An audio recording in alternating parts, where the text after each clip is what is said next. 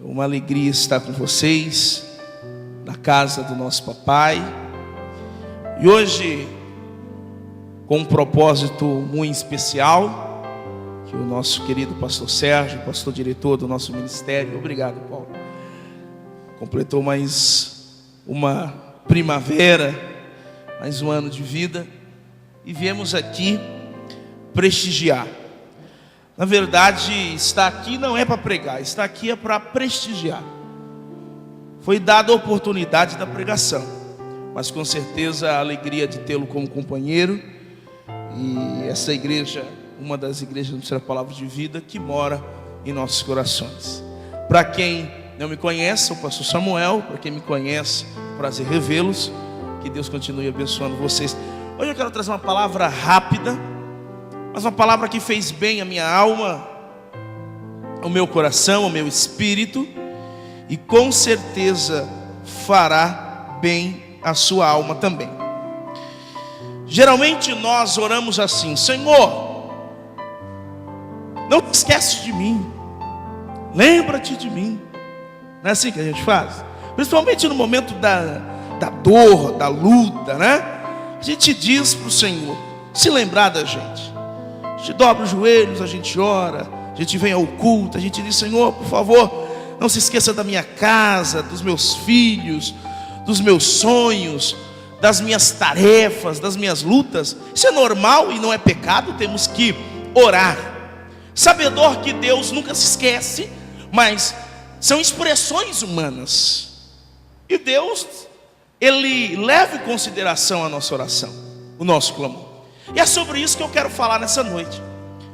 A gente pede para que Deus se lembre de nós em algumas situações, mas hoje eu não vou falar sobre o fator de Deus lembrar, mas eu quero falar quais as atitudes que eu preciso ter, quais os passos que eu preciso dar para que Deus se lembre de mim. Obviamente, Deus nunca se esquece dos seus, mas quando nós falamos de passos que vão trazer a memória de Deus a nosso respeito, na verdade são atos da vida cristã que nós devemos continuamente praticar para que o Senhor não se esqueça de nós.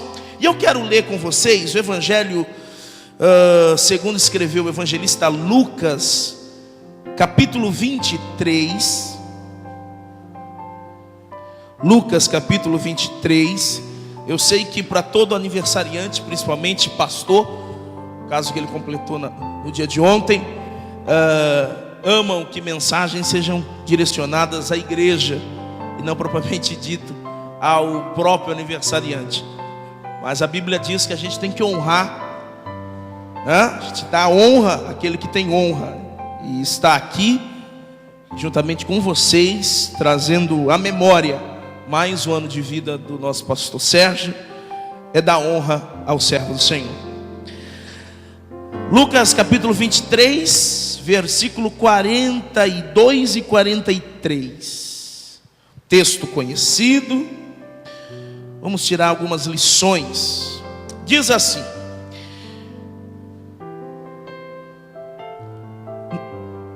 Lucas 23, versículo 42. E acrescentou Jesus: lembra-te de mim quando entrares no teu reino.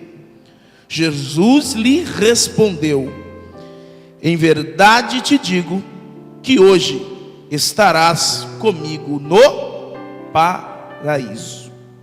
Senhor, lembra-te de mim quando entrares no teu reino. Isso foi uma solicitação no cenário da crucificação, no cenário do sacrifício do nosso Senhor Jesus Cristo. Todos conhecem a história bíblica, Cristo sendo crucificado no centro, e tanto no lado direito como no lado esquerdo, dois malfeitores, duas pessoas que foram condenadas ao mesmo tipo de morte que o nosso Senhor Jesus Cristo foi condenado. E quando nós pesquisamos esta história nos evangelhos, fizemos uma ligação entre os 3 evangelhos sinóticos, nós percebemos que a princípio os dois tiram sarro de Jesus. Os dois a princípio começam a tirar uma de Jesus, como dizem. Mas de repente um dos malfeitores caiu em si. Assim acontece com a gente, né? Principalmente aquelas pessoas que vieram do mundo, que tinham uma vida totalmente mundana, e que às vezes até poderia ter tirado sarro de muito crente, tirado sarro da fé, tirado sarro de Jesus Cristo, e hoje dentro da igreja podem pensar: caramba, como eu era tolo, como eu era sem noção. Isso aconteceu com um dos malfeitores. Chegou um certo momento que um dos malfeitores caiu em si e começou a reconhecer algumas coisas em Jesus, como também reconhecer algumas coisas nele. Estas coisas, estes reconhecimentos que um dos malfeitores teve, são alguns fatores que eu quero aplicar na noite de hoje, na minha vida e na tua vida. E a primeira coisa que eu quero falar está no versículo de número 40 do mesmo capítulo 23. Eu quero responder uma pergunta: por que Cristo lembraria daquele homem? Vocês perceberam na leitura que ele solicita essa lembrança. E a pergunta é: por que Cristo lembraria deste malfeitor? E eu, olhando aqui na Bíblia, percebi algumas lições e gostaria de passar para vocês. Número 1, se você quiser anotar, eu fico feliz quando as pessoas anotam, porque isso dá a você a possibilidade de conferir em casa tudo aquilo que foi ministrado.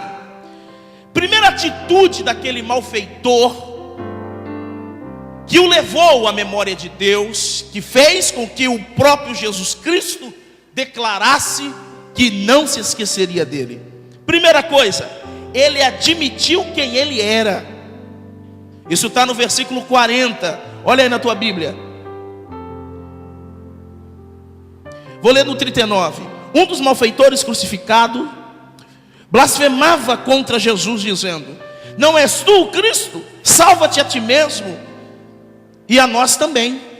Respondendo-lhe o outro malfeitor, dizendo: nem ao menos temes a Deus, estando sobre igual sentença? Nós, na verdade, com justiça, porque recebemos o castigo que os nossos atos merecem. Até aí. Com essa declaração, este malfeitor, ele admite quem ele era. Obviamente que nenhum de nós estamos inseridos no contexto desse malfeitor, só estou utilizando uma forma de aplicação. Esse malfeitor, ele poderia ter continuado tirando sarro de Jesus, porque ele já estava também à beira da morte. Mas ele caiu em si. Oh, meu amado, como é bom quando a gente cai em si. Como é bom quando a gente reconhece de fato quem somos. E ele começa a repreender aquele malfeitor, o outro malfeitor, dizendo assim: olha, você não teme a Deus? Nós estamos na mesma posição que ele, morrendo, sendo crucificado. Mas tem um detalhe: nós merecemos. Ou seja, ele reconheceu quem ele era. Meu amado, se você quer que Deus se lembre de você constantemente, esse é um passo muito importante. Sempre reconheça quem você é. Não ache que você é um super-herói. Não pense que você é infalível. Não pense que você... semana passada, ali no centro do Guarujá, acredito que algumas pessoas aqui conheçam, tem um açougue chamado Santa Carnes. Eu parei ali com a minha esposa, fiquei no carro, minha esposa entrou no açougue, e tem um posto de gasolina na frente desse açougue, ao lado da delegacia. E ali param muitos carros, e com aqueles sons que estremece você que está do outro lado da rua. Imagine quem está dentro do carro. E tinha uma música que eu nunca tinha escutado, não sei se é atual, não sei se é música antiga, mas que fala que ela, mais ou menos assim o contexto da música, que a pessoa se acha, né? E o que me chamou a atenção, e eu ri muito, muito no carro, Uma parte da música dizia assim, pastor Ney: ela se acha a última Coca-Cola do deserto. Eu comecei a rir. A música bem pensada, né? Apesar que a gente não curte, mas uma música muito bem pensada.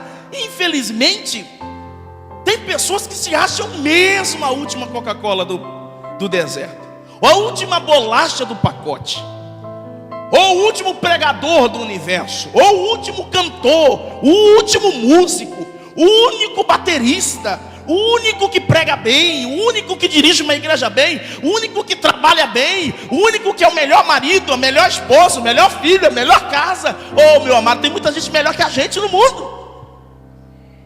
Tem gente que prega melhor que eu, tem gente que toca melhor que você, tem gente que trabalha melhor que juntando nós todos, tem gente que trabalha muito mais, tem gente que é melhor marido do que a gente, tem gente que é melhor esposa do que você, tem gente que é melhor filho do que a gente. Por quê? Porque o mundo, a Bíblia diz, o apóstolo Paulo escreveu a uma das igrejas, ele diz o seguinte: que eu tenho que considerar o próximo sempre superior a mim.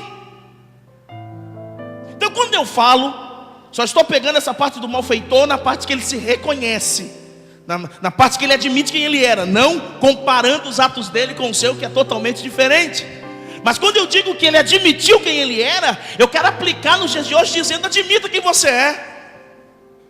E quando eu admito quem eu sou, é automático eu admitir as minhas falhas, aonde estou errando, aonde eu preciso consertar. E existem diversas falhas. Eu, como homem, Samuel, marido da Márcia, e pela misericórdia de Deus, servindo como pastor nesse ministério, mas eu, como Samuel, quantas áreas que eu preciso olhar no espelho e eu tenho que falar: Samuel, reconheça quem você é, reconheça os teus equívocos, reconheça os teus erros, como também reconheça as suas virtudes.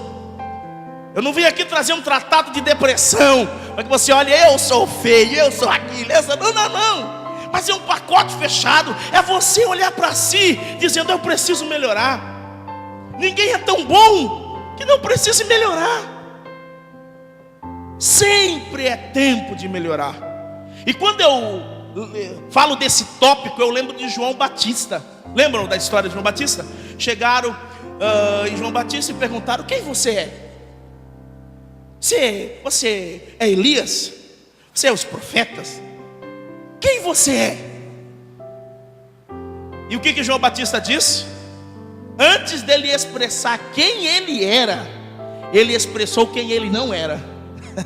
Ele disse assim: eu não sou Elias, não sou os profetas. Ele sabia quem ele não era. É interessante nós admitirmos quem somos. Quando eu admito quem eu sou e começo a fazer uma análise da minha vida, eu melhoro como homem, como marido, como trabalhador, como empresário, como filho, como esposa. Só tem a melhorar. Amém? Só tem a melhorar. Então o primeiro conselho que eu quero, primeira lição que eu quero falar nessa noite, para que Deus nunca se esqueça de você, uma das lições, são diversas lições, mas uma das: admita sempre quem você é. Aquele malfeitor admitiu, dizendo: olha, nós estamos merecendo isso, nós somos malfeitores. Eles reconheceram. Obviamente que você vai reconhecer as suas qualidades, como também deve reconhecer a parte, a área que necessita melhorar.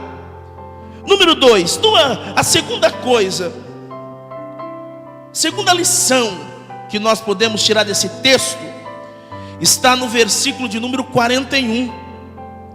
Olha o que está escrito: nós, na verdade, com justiça, porque recebemos o castigo de nossos atos, mas este nenhum mal fez. Segunda lição: primeira, ele reconheceu quem ele era. Segundo, ele reconheceu quem era Jesus.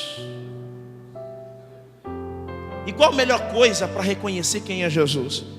A melhor forma de reconhecer quem é Jesus é acreditar que Ele é o Cordeiro de Deus. Quando Ele disse assim: este nem o mal fez, Ele estava declarando assim: este que está sendo crucificado no centro, ele é inocente, ele é o Cordeiro de Deus que tira o pecado do mundo, não tinha culpa alguma.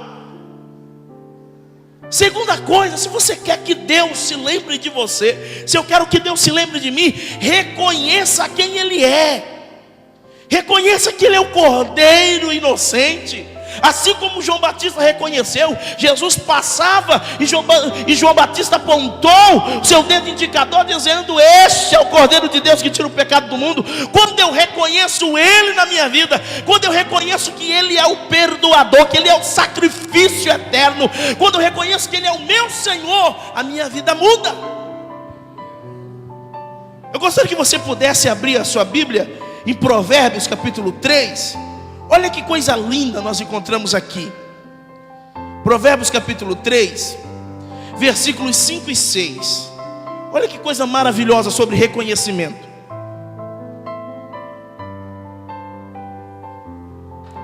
Provérbios capítulo 3, versículos 5 e 6. Quantos estão entendendo a mensagem? Diga amém. Olha o que diz: confia no Senhor de todo o teu coração e não te estribes no teu próprio entendimento. Sabe o que é? Não entre em confusão, não misture as coisas. Eu ensino aos meus alunos sobre a fé racional. O que é uma fé racional? É uma fé que não questiona a Bíblia. A Bíblia é inquestionável, mas é uma fé que me faz servir a Deus através da razão, do entendimento. Paulo escreveu isso em Romanos 12: rogo-vos, pois, irmãos meus, que apresenteis os vossos corpos santo, vivo e agradáveis a Deus, que é o vosso culto racional. Ou seja, eu preciso servir a Deus com entendimento. Eu preciso amar a Deus com entendimento. Com Deus não existe fé cega, com Deus existe fé racional. Eu não questiono a Bíblia é a palavra de Deus, ponto final. Eu não questiono Deus, Deus existe, é criador dos céus e da terra, ponto final. Mas servi-lo, eu posso servi-lo com entendimento, pois a Bíblia é o tratado de Deus para a minha alma, para o meu intelecto, para o meu coração. E quando ele diz assim: não estribes no teu próprio entendimento, é por favor, não se confunda, não misture as coisas. Sirva a Deus com entendimento. Olha o versículo 6: reconhece-o em todos os teus caminhos, e Ele endireitará as tuas veredas. Aleluia. Você pode glorificar esse Deus que Ele é especialista em endireitar as nossas veredas. Mas Ele só faz isso se eu reconhecê-lo. Aquele malfeitor disse: ó, vamos parar. Para de tirar sarro dele. Tu não tem nem temor, tu tá morrendo igual ele. Tu tá na mesma cruz como ele, no mesmo caminho como ele. Olha, nós estamos aqui porque merecemos. Número 1, reconheceu quem era. Agora ele nenhum mal fez, reconheceu quem Jesus é. Jesus era o Cordeiro inocente. E olha, eu vou te falar uma coisa. Na hora da ceia, que é costume dos cristãos, nós não participamos daquele banquete que é feito aqui também com tristeza, mas com júbilo, porque a nossa vitória não está na morte de Jesus, mas a nossa salvação está na ressurreição. Este rapaz, eu não tenho conhecimento para falar a idade dele, a Bíblia se cala. Não tenho conhecimento para falar o nome dele, não tenho conhecimento para falar da história da vida dele. Mas a única coisa que eu posso falar dele, uma das coisas é: ele reconheceu Jesus como Cordeiro. Meu amado, se você reconhecer Jesus em todos os teus caminhos. Eu preguei terça-feira na igreja, mas isso que eu vou falar é no domingo. Domingo eu dirigindo o culto na igreja, o pastor Luiz Fernando que pregou, e eu abri o culto falando aquele texto dos Salmos, quando diz: entrega teu caminho ao Senhor, confia nele. E eu perguntei para a igreja: o que é entregar? E o que é este caminho que eu entrego? As pessoas imaginam que entregar o caminho, pastor Júlio, é entregar um problema. Pastor Sérgio, as pessoas pensam que entregar um caminho é entregar para Deus uma situação de enfermidade que está passando. Não, senhoras e senhores. Quando a Bíblia diz entregar o caminho representa a minha vida por completo. Eu não entrego 10%, que é a qualidade que é a dimensão dos meus problemas. Eu entrego a minha vida 100%. E para te provar que caminho representa a vida, o próprio Jesus disse: eu sou o caminho, a verdade e a vida. Ele é o caminho que nos dá vida. E quando Ele diz em sua palavra, entrega o teu caminho, Ele está querendo: entrega a tua vida, meu querido. Reconhece o Senhor completamente. Entrega a tua casa, teu casamento, tuas finanças, os teus sonhos nas mãos do Senhor. Temos que reconhecê-lo. Temos que fazer igual aquele malfeitor. Eu já estou velho para isso. Para mim não há mais, para mim não tem mais esperança. Pastor, eu já aprontei muito. E esse malfeitor então? Nunca é tarde para reconhecer o Senhor. Pai, nos ajuda a te reconhecer sempre. Nos ajuda a te reconhecer sempre, todo momento. Nos ajuda a te reconhecer, Senhor, em todas as áreas de nossas vidas. Aleluia. Nos ajuda, Senhor. Uma outra coisa, uma segunda lição, uma terceira lição, um terceiro tópico. Você escolhe qual o termo que você quer usar. O primeiro, ele reconheceu quem ele era.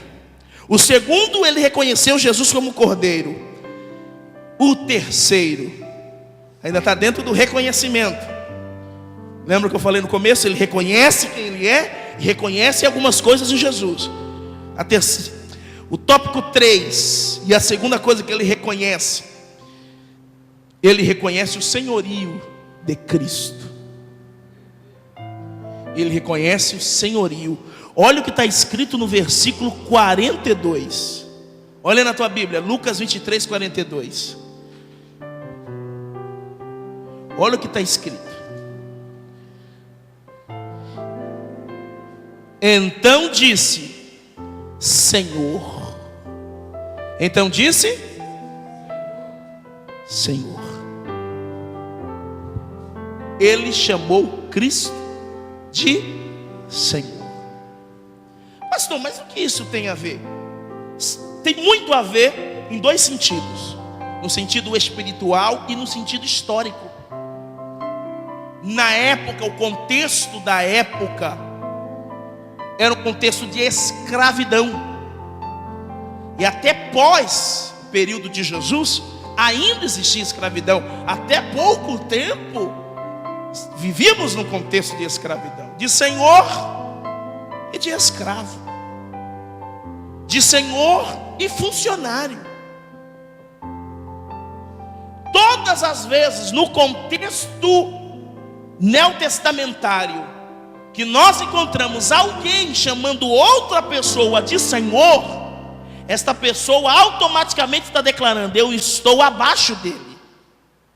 Ele que manda em mim. Ele que direciona a minha vida. Eu sou escravo dele. Paulo entendia tanto isso que Paulo disse: não vivo mais eu, mas Cristo vive em mim. Paulo sabia tanto disso que ele tinha noção que ele era escravo do Senhor. Não no sentido de um senhor que machuca, que fere, mas no sentido de submissão. Porque graças a Deus, aonde é o Espírito do Senhor, aí há liberdade.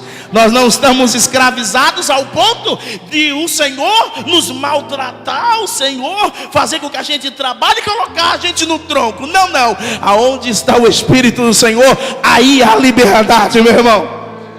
Mas é no sentido de submissão. É no sentido de honraria, reconhecimento do senhorio. Quando aquele malfeitor disse Senhor, ele estava dizendo: olha, eu te reconheço sobre a minha vida, eu te reconheço como meu dono. E o que me chama a atenção é que às vezes na hora do apelo a gente fala assim: quem quer aceitar o Senhor? Quem quer aceitar Jesus como Salvador? Hã? Mas tem que completar a frase. Quem deseja receber Jesus como Senhor e Salvador? Aqui não, só lá no Guarujá. Aqui não acontece não. Mas tem um monte de gente na igreja que só procurando o Jesus Salvador. Só o Jesus Salvador. É a música do Roberto Carlos. Jesus Salvador. Só o Jesus Salvador. Só o Jesus que cura, só o Jesus que liberta, só o Jesus que transforma, só o Jesus que prospera, só o Jesus que pode mudar a vida, só o Jesus que pode, e Ele faz tudo isso, amém? Mas eu também preciso reconhecê-lo como meu Senhor. Eu preciso dizer, não vivo mais eu, mas o Senhor vive em mim. Eu também preciso dizer, Senhor, não me deixe dar um passo se o Senhor não assim mandar. Não me deixe tomar decisão se assim o Senhor não me orientar. Que quando a gente é levado pelo nosso próprio desejo, pelo nosso coração, nós podemos acertar, mas existe uma grande probabilidade da gente errar. O que o poeta Salomão escreveu? Enganoso é o coração. Ele mesmo escreveu outra coisa: sobre tudo que você deve guardar, guarda o teu coração, porque dele procedem as saídas da vida. O mesmo Salomão em Provérbios 16, olha gente, eu amo Provérbios 16. Leia em casa, recebe isso como tarefa de casa essa semana. Lição de casa. Leia Provérbios 16 em casa. Como eu gosto do Provérbios 16. É um capítulo maravilhoso, mas ele começa assim: ao homem pertencem os planos, mas a resposta certa vem da língua de Deus. Versículo 2: todos os caminhos são inocentes aos olhos dos homens, mas Deus pesa a motivação. Deus sabe que eu posso se eu posso entrar num relacionamento equivocadamente. Deus sabe que eu posso comprar alguma coisa assim erroneamente. Deus sabe que eu posso entrar num desafio, tomar uma decisão que vai atrapalhar minha vida, minhas finanças. Ele me dá liberdade para tomar. Agora, Ele também me dá a liberdade de dizer: Senhor, me ajude a tomar essa decisão. Senhor, direciona os meus passos. O versículo 2 diz que todos os caminhos são inocentes aos olhos dos homens. Por que são inocentes? Porque a gente não consegue enxergar o amanhã. Hoje a gente pode dizer: Senhor, eu quero isso, Senhor, eu quero casar, Senhor, eu quero casar, Senhor, encontrei. Tem gente que já está esperando muito tempo e diz: Senhor, a primeira que passar é essa, né? E acaba quebrando a cara, infelizmente.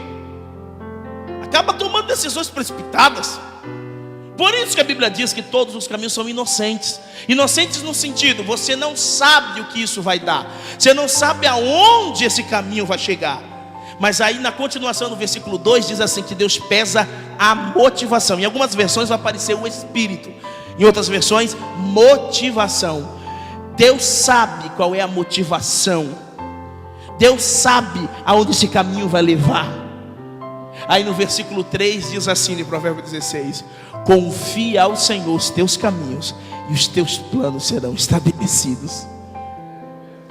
No mesmo capítulo 16, versículo 25, presta atenção nesse texto. No original é assim: há caminho, singular, começa no singular. Há caminho que para o homem parece perfeito, mas o fim deste caminho são caminhos, plural, caminhos de morte. Então presta atenção.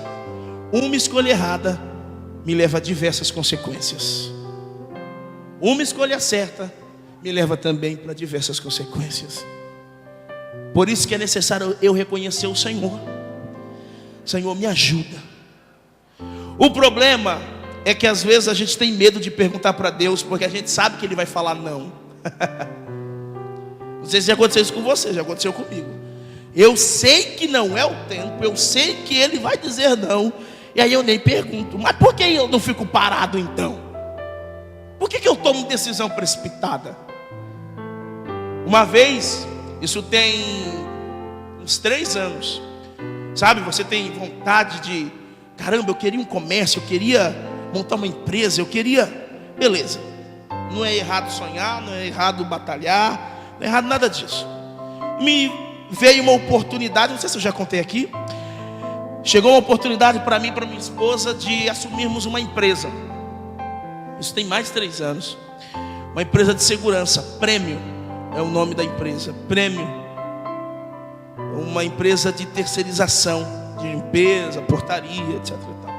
Comprei 50% dessa empresa, o outro 50% a gente negociou e iríamos pagar aos poucos. Então ficou 50 para mim e 50 para a Márcia. Enfim, fizemos todas as pesquisas que você possa imaginar.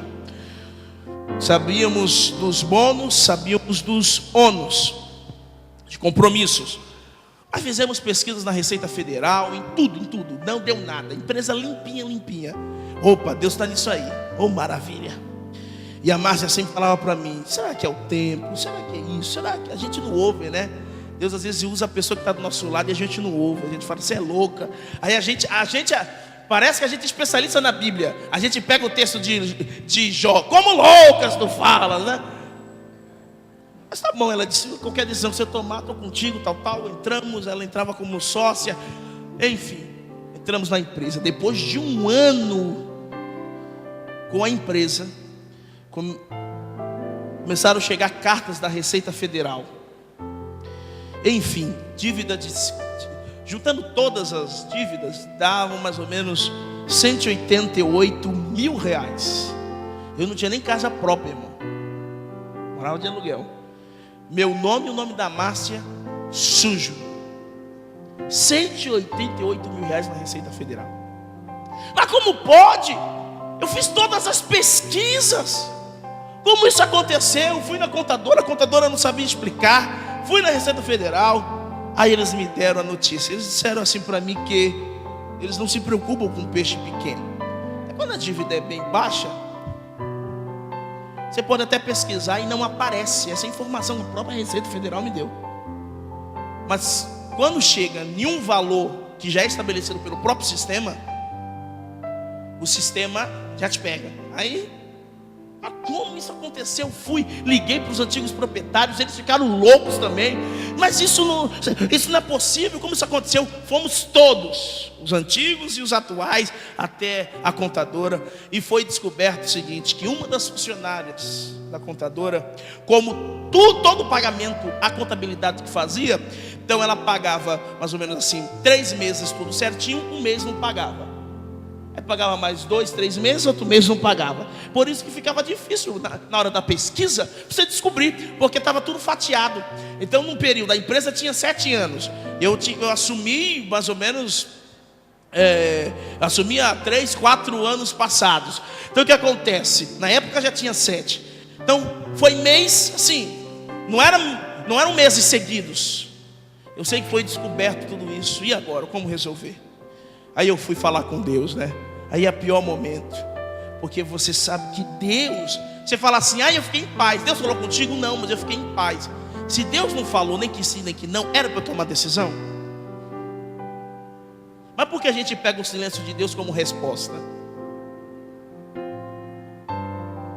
Enfim, a contadora teve que assumir, pediu para que a gente não denunciasse, porque ela podia ser presa. Não importa se foi uma funcionária, quem assinava era ela. Vendeu carro, vendeu casa, quitou essa dívida, enfim, passei a empresa. Mas por que eu estou te contando isso? Eu preciso contar das minhas falhas também. Eu não ouvi a voz de Deus. Deus ficou em silêncio. Agora, se de fato eu entendesse que Ele era o meu Senhor, com certeza eu estaria parado esperando Ele falar. Eu não estou dizendo de ser um acomodado. Estou te dizendo, nas tuas maiores decisões, decisões que podem mudar a sua vida, espera no Senhor. Eu não sei o que você pensa daquele texto que Pedro andou sobre as águas. Não sei o que você pensa dele, mas eu tenho um pensamento, algo que é particular. Eu acho que foi um equívoco ele andar sobre as águas, ele descer do barco. E eu vou te mostrar isso na Bíblia. Jesus está caminhando, todos os discípulos assustados. É um fantasma, quem é? Jesus disse quem era. Sou eu, sou Jesus.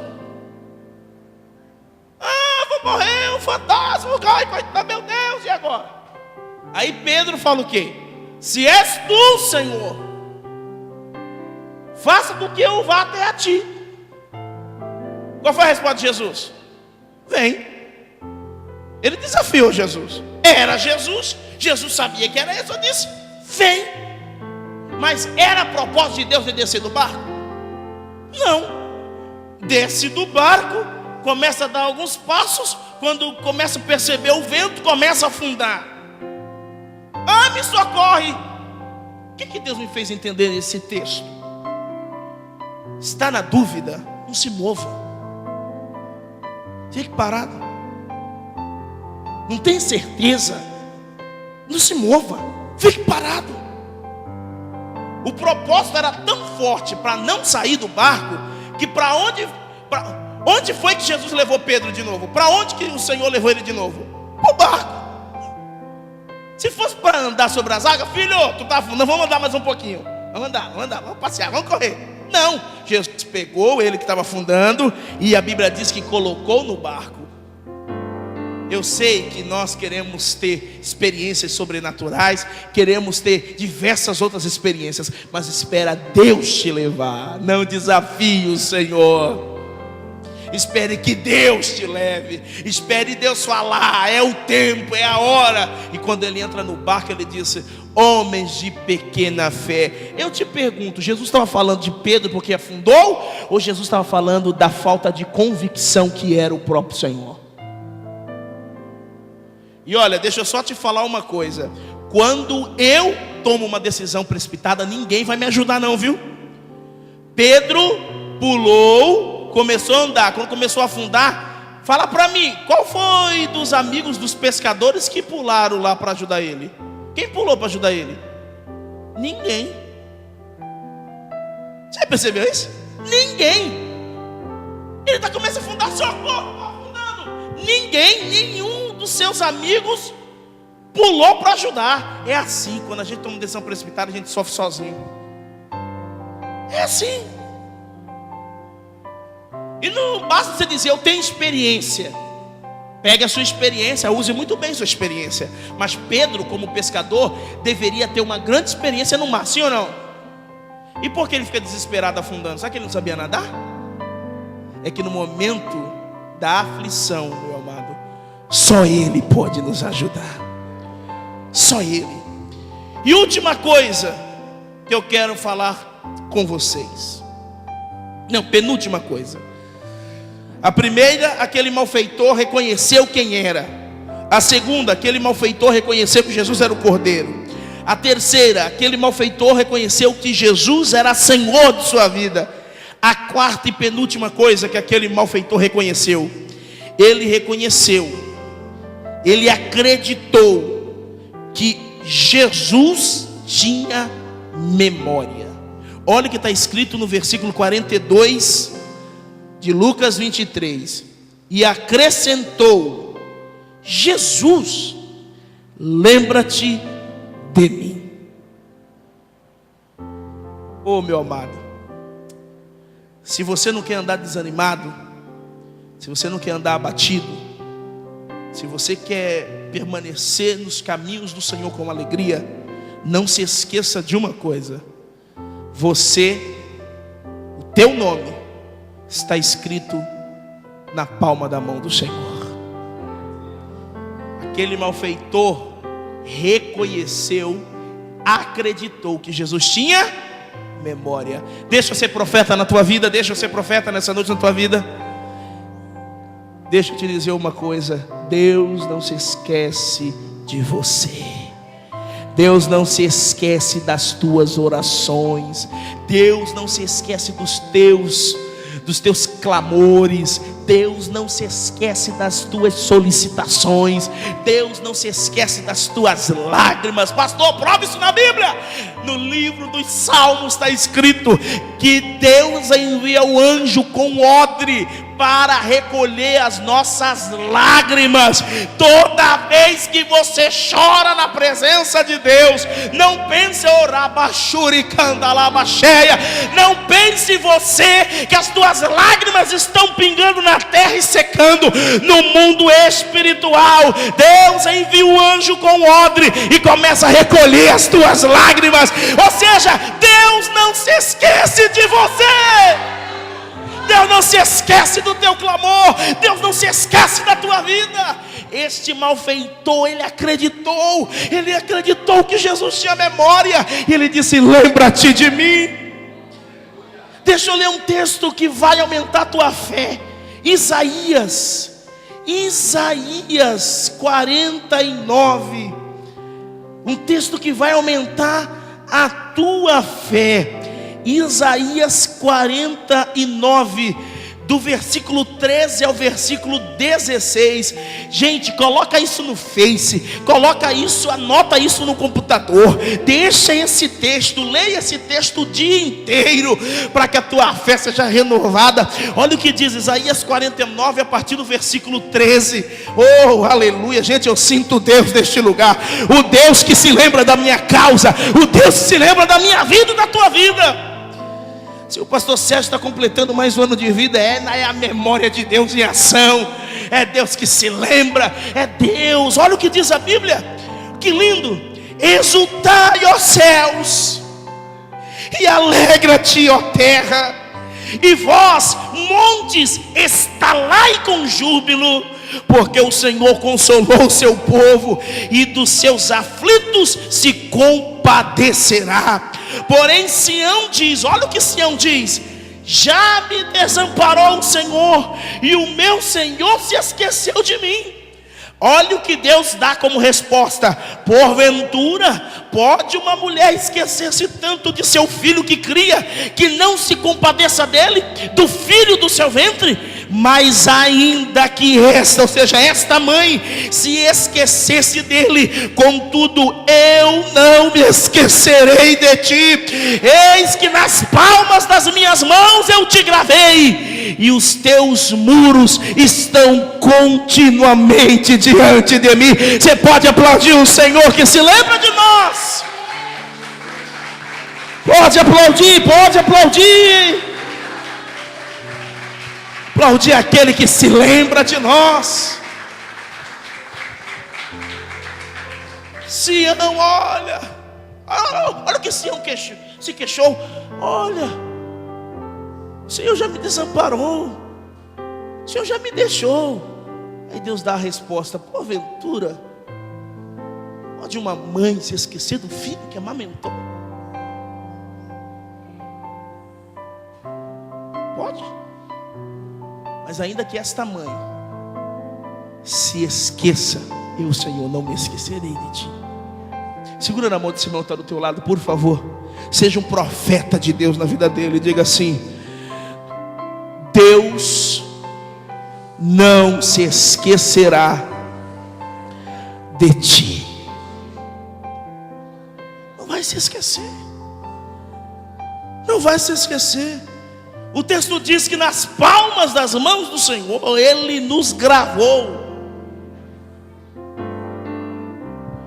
E os muros, os nossos muros, estão continuamente diante do Senhor. O que significa muro? Muro significa proteção. Está dizendo, meu amado, que a minha proteção vem dele, está nele, e nós estamos seguros no Senhor. E última coisa, para terminarmos. A primeira, ele reconheceu quem ele era. A segunda, ele reconhece Jesus como Cordeiro. A terceira, ele reconhece o senhorio de Cristo. A quarta, ele acredita que Jesus tinha memória. E a quinta e última, ele reconhece e declara que Jesus é Rei. Versículo 42 de Lucas 23. Oh, meu amado, eu vibro com essas coisas. Olha o que diz: Senhor, lembra-te de mim quando entrares no teu reino. Deixa eu te perguntar, quem é que tem reino? Rei. aquele malfeitor reconhece que Jesus... Gente, presta atenção. É coisa para louco, para maluco. Como eu vou chamar alguém de rei, alguém que está sendo morto em uma cruz? Um tipo de morte, um tipo de humilhação, um tipo de situação totalmente humilhante, totalmente cruel. Ele fala que aquele que está pendurado no madeiro é rei. Ele reconhece a soberania de Jesus. E o que me deixa triste e ao mesmo tempo alegre é que ele reconheceu Jesus como rei. Mas o que me deixa triste é que os discípulos andaram com Jesus no período de 3 anos. Dormiam com Jesus, tomavam café com Jesus, almoçavam com Jesus, andavam com Jesus pelas aldeias e cidades, vendo os prodígios e maravilhas, trabalharam para Jesus, receberam instruções, orientações de Jesus, mas em 3 anos de experiência, eu te desafio, pode ler os 4 evangelhos, em 3 anos de experiência, nenhum dos discípulos reconhece o reinado de Jesus. Ele mesmo que falava, meu reino não é deste mundo, mas nenhum discípulo disse, tu és rei, tu tens o rei. Às vezes a gente anda com Jesus, a gente frequenta a igreja, a gente louva, a gente prega, a gente escuta a mensagem, mas na verdade, como você está igual Jesus sendo crucificado por algum motivo, passando algum tipo de dor, de humilhação, quem é que vai olhar para alguém na cruz e vai dizer, eis aí o rei? Quem? Fala a verdade que às vezes existem conflitos existenciais dentro de nós, questionamentos, porque você não consegue entender. Estou passando por problema e sirvo um rei. Estou passando por dificuldade e sirvo um rei. Mas não importa se a tua visão de hoje é cruz, o que importa é que ele nunca deixará de ser rei. O que importa não é a minha situação de agora, não são as dores que eu estou sentindo, não são os problemas que eu passo. O que importa é que eu sirvo o Rei dos Reis, o Senhor dos Senhores. A este Rei é dado glória e honra para todos sempre. E este mesmo Rei deixou tratados, que são os conceitos dele na Bíblia Sagrada, tratados estes que alimentam a minha fé, que motivam a minha vida, que chegará o tempo, ainda aqui na terra, que nós cantaremos o cântico da nossa vitória. Que este problema que a gente passa, que essa situação que a gente passa, que essa enfermidade que a gente enfrenta, que este problema familiar muitas vezes que a gente enfrenta, é somente algo passageiro, porque o Senhor já tem providenciado a nossa vitória. Só quem é soberano. Pastor, me prova isso. Tá bom, vamos lá. Quando o malfeitor reconhece ele como rei, qual foi a resposta de Jesus? Disse-lhe Jesus, em verdade te digo, Jesus não fala mentira. Então tudo que ele disse para você pode esperar. Vai acontecer, vai acontecer, vai acontecer. Em verdade te digo, que hoje estarás comigo no paraíso. O que aquele jovem, aquele rapaz, não sei a idade dele, o que aquele malfeitor quis dizer? Eu não quero perecer, eu não quero ir para o inferno. Lembra-te de mim, me salva. Qual foi a palavra de Jesus para ele? Não te preocupa, meu filho, tu reconheceu o meu senhorio, tu reconheceu eu como cordeiro, tu me chamou de rei. Pode ter certeza, meu amado, eu te dou uma boa notícia. Hoje tu está na cruz, Por certo, está sofrendo, está com dores, mas tem um paraíso te esperando. Deixa eu pegar essa palavra e aplicar na tua vida. Você não vai morrer agora, mas deixa eu aplicar essa palavra para o teu contexto. Hoje é cruz, hoje é dor, hoje é humilhação, hoje é problema, mas reconheça o Senhor em todos os teus caminhos, e Ele em breve se levantará a teu favor. A Bíblia diz em Salmos 12, versículo 5, olha que texto maravilhoso: por causa do gemido dos necessitados e a opressão dos pobres, o Senhor, me levanta agora. Meu amado, o Senhor se levanta ao nosso favor, o Senhor se levanta sobre a nossa causa. Em breve nós vamos testemunhar.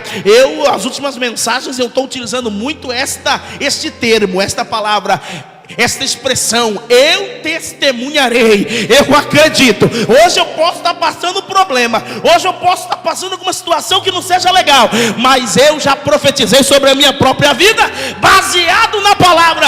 Eu testemunharei. Hoje pode ser cruz, mas com certeza haverá o dia da ressurreição, meu amado. Haverá o dia da nossa bênção. Mas essas coisas só acontecem se eu reconhecer o Senhor. Se eu reconhecer o Senhor. Deixa eu te falar uma coisa, meu amigo. Quando a Bíblia diz que o choro pode durar uma noite, mas a alegria vem pela manhã, a Bíblia está querendo dizer: todo mundo passa pelo dia mal, todo mundo passa pela aflição.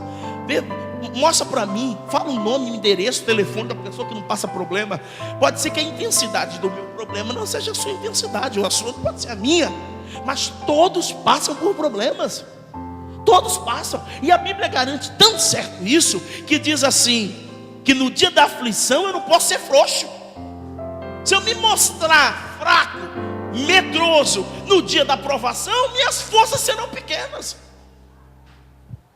Jesus falou do céu, Jesus falou do arrebatamento, Jesus falou da vida, Jesus falou da bênção, mas também Jesus falou das aflições. Ele disse: no mundo tereis aflições. Eu gosto dos detalhes, está no plural, meu amado. Aflições, mas tem de bom ânimo, eu venci o mundo, ponto final. Todos nós gostamos de um herói. A gente olha para o nosso pai e diz: meu pai é o meu herói. A gente olha se você gosta de política, você fala assim: olha, aquele ali é meu herói. Então você quando era pequeno olhava para o teu professor: olha, aquele professor é meu herói. Você olha para o pastor Sérgio: olha, o pastor Sérgio é meu herói. O ser humano gosta de se espelhar. O ser humano gosta de reconhecer. Olha o que Jesus estava querendo dizer: no mundo tereis aflições, mas tende bom ânimo, eu venci o mundo, ponto final. Ele quis dizer: vocês vão passar por aflições, vocês vão passar por problemas, mas se vocês querem alguém para se espelhar, eu venci o mundo.